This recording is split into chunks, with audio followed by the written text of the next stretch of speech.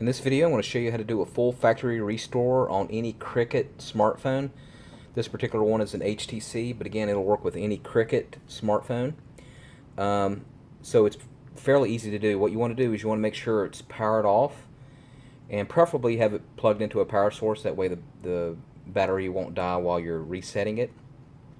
Usually takes a few minutes for Android to reset your phone.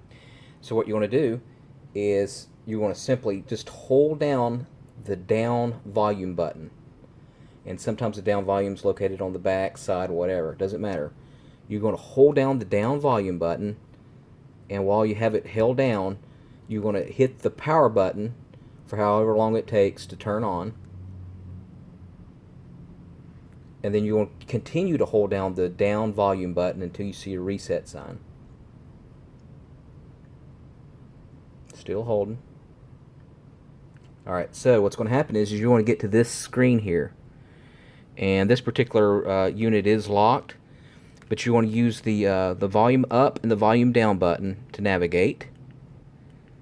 And whenever you see the one where it says factory reset, it's usually down here on the bottom, you'll select it, and then you'll use the power button to enter. You just enter it, and then that will start the reset process. Now remember, when you do that, it cleans everything out.